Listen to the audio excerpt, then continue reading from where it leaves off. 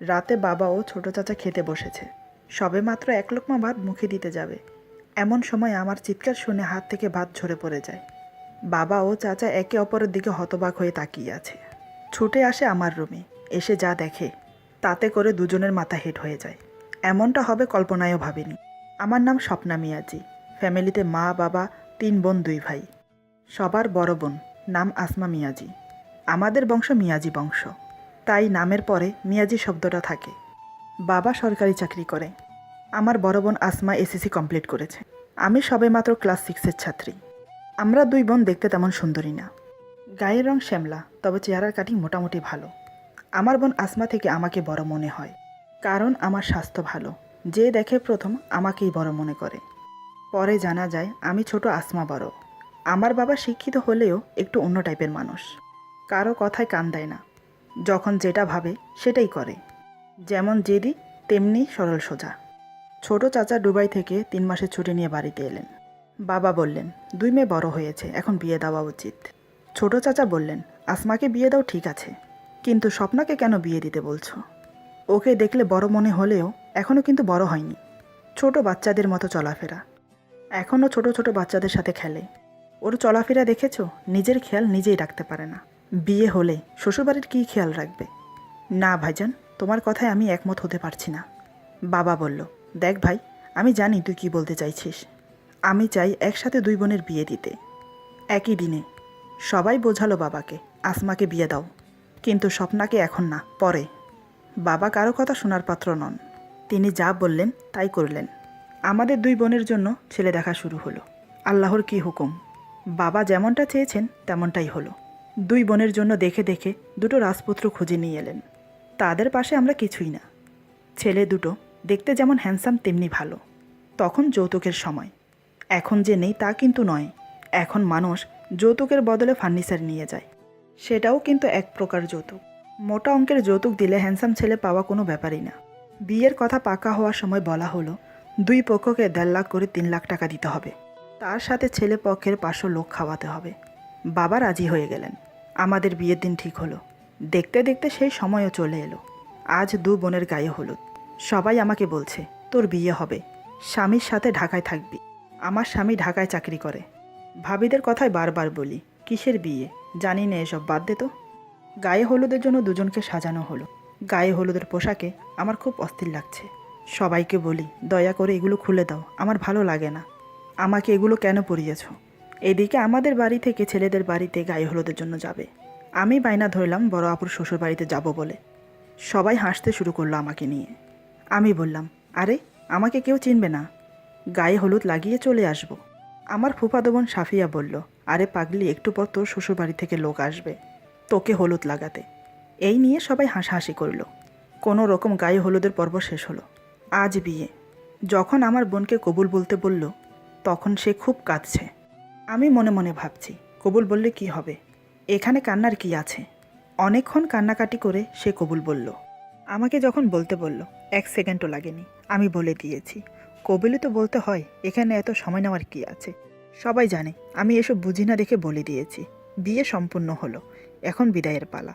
যখন শুনলাম বরের সাথে আমাকে যেতে হবে, তখন আমার ভয় হলো।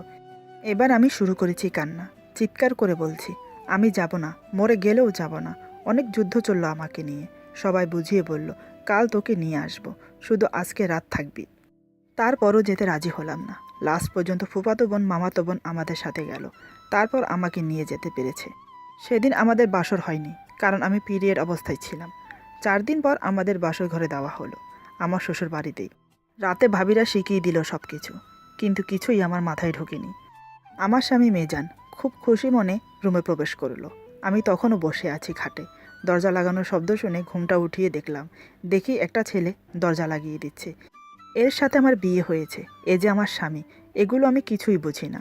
মনে মনে ভাবছি এই ছেলেটার জন্য কেন আমাকে সাজিয়ে বসিয়ে রেখেছে। এমনিতে আমার ঘুম পাচ্ছে।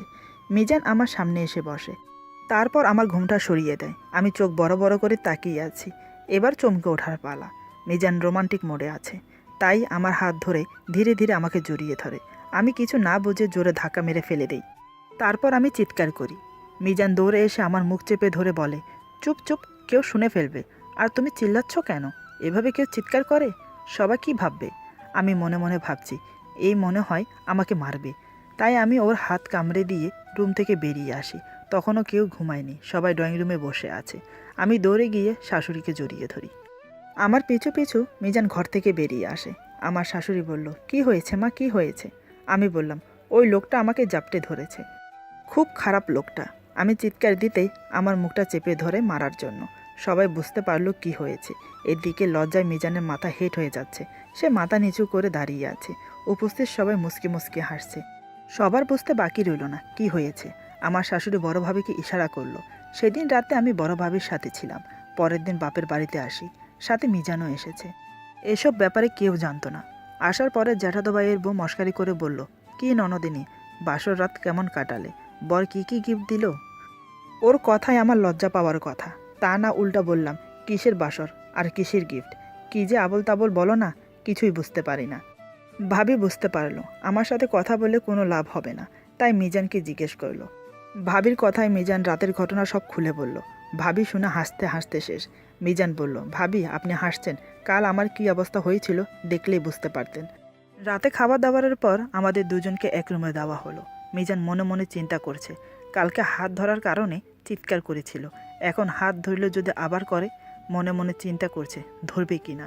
এদিকে বাবা ও ছোট চাচা বাজার থেকে ফিরেছে, হাত মুখ ধুয়ে খেতে বসেছে। মিজান তখন দুমনা করছে আমার হাত ধরার জন্য।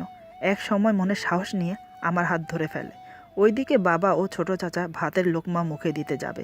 এমন সময় আমি চিৎকার করতে থাকি। আমার চিৎকার শুনে সবাই ছুটে আসে রুমে।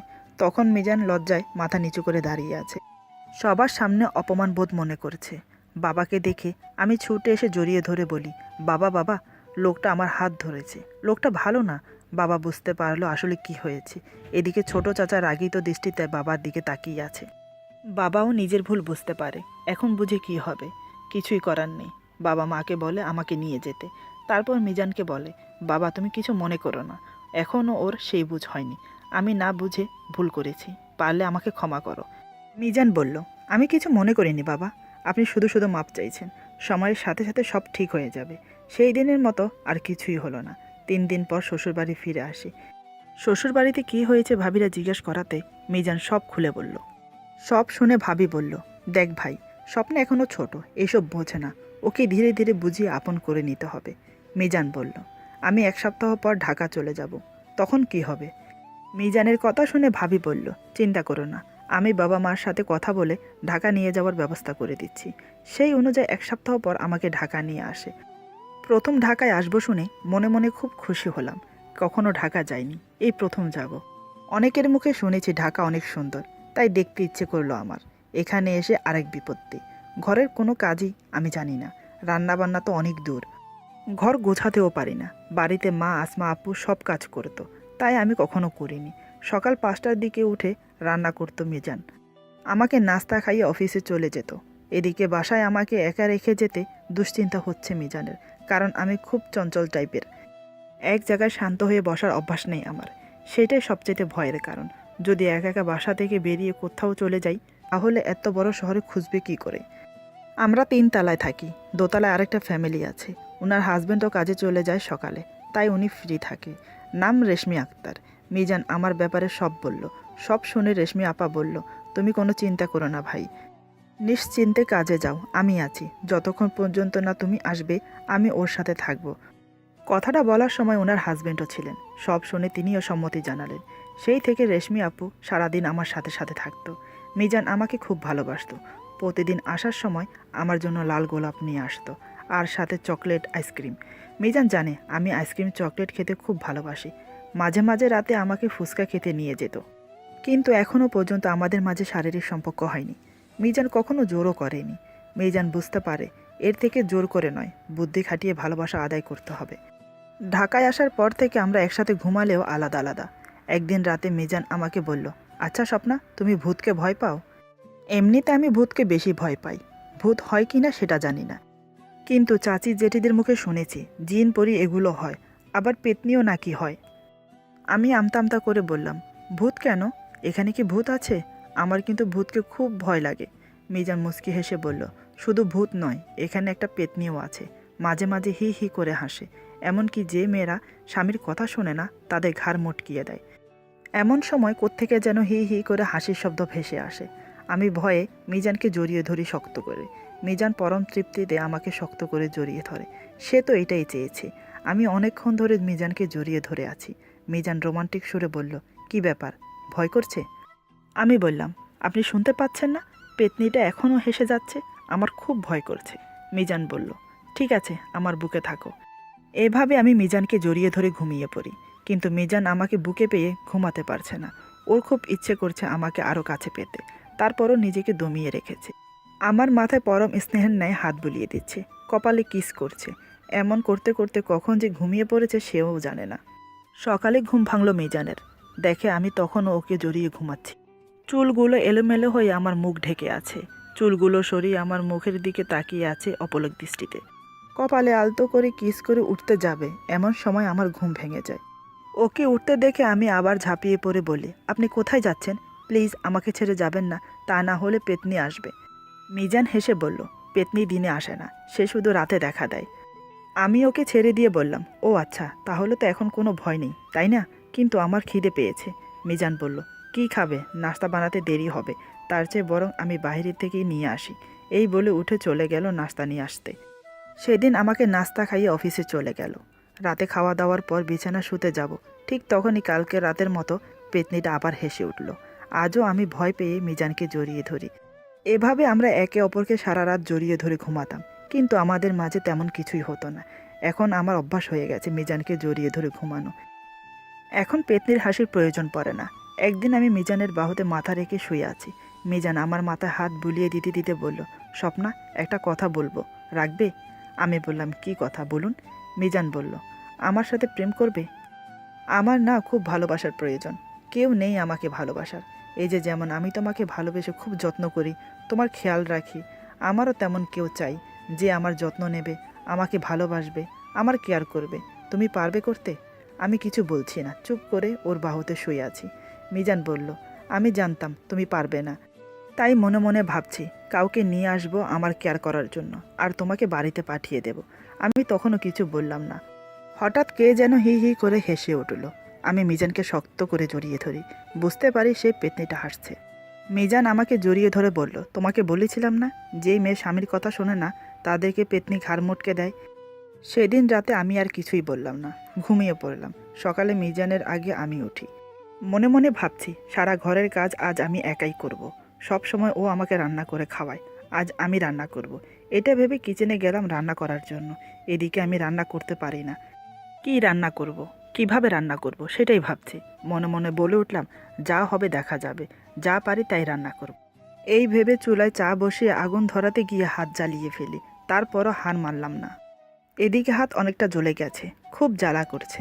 একবার পানিতে চুবাচ্ছি, আরেকবার পেঁয়াজ কাটছি। এভাবে করে রান্না করলাম।